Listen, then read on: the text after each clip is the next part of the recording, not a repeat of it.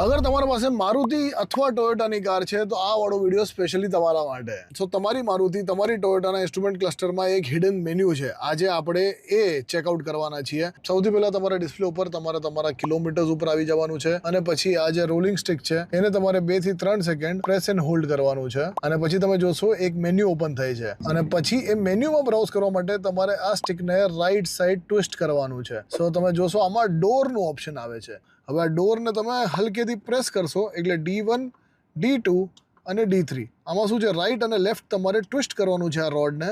તો આ 3 ઓપ્શન આવશે. તો હવે D1 ની અંદર તમે જશો ને તો આમાં SL1 અને SL2 અને તમે ધ્યાનથી જોશો તો અહીંયા SCL એટલે કે સિલેક્ટ લખેલું છે. દેટ મીન્સ કે અત્યારના મારું SL2 ઓપ્શન સિલેક્ટેડ છે અને મારે SL1 સિલેક્ટ કરવું હોય તો અહીંયા પ્રેસ કરી દેવાનું એટલે એ SL1 સિલેક્ટ થઈ જશે. સો હવે D1 ની અંદર SL1 શું છે ને SL2 શું છે. અગર હું અત્યારના SL1 સિલેક્ટ કરું દેટ મીન્સ કે જ્યારે હું મારી ગાડીને લોક અનલોક કરીશ તો એક સાથે 4 દરવાજા લોક અનલોક થશે અને કદાચ હું જો SL2 સિલેક્ટ કરું તો માત્ર મારું ડ્રાઈવર સાઈડનો દરવાજો સૌથી પહેલા લોક અનલોક થશે અને પછી બીજા બધા દરવાજા અને એના પછી નેક્સ્ટ આપણે જશું D2 માં. એમાં પણ 2 ઓપ્શન છે SL1 અને SL2.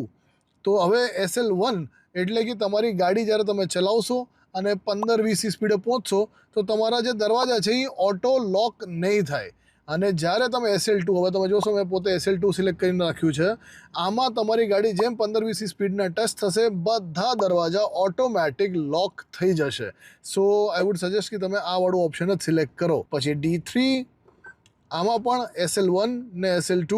D3 માં તમે જોઈ શકો છો કે મેં SL2 સિલેક્ટ કર્યું છે. દેટ મીન્સ કે હું મારી ચાવી જ્યારે ઇગ્નિશનમાંથી બહાર કાઢીશ તો 4 દરવાજા એકસાથે અનલોક થઈ જશે અને અગર હું SL1 સિલેક્ટ કરું તો એકે દરવાજો અનલોક નહીં થાય, મારે મેન્યુઅલી દરવાજા અનલોક કરવા પડશે. સો મારી ગાડીમાં ડોરના 3 ઓપ્શન છે D1, D2, D3 પણ ઘણી ગાડીઓમાં D5 પણ હોય છે. તમારી ગાડીમાં જો D5 છે તો તમારે કમેન્ટ કરીને બતાવવાનું છે કે D5 થી શું થાય છે અને આવા જ વિડીયો માટે ફોલો કરતા રહ્યો ઓડોમે રાખીને.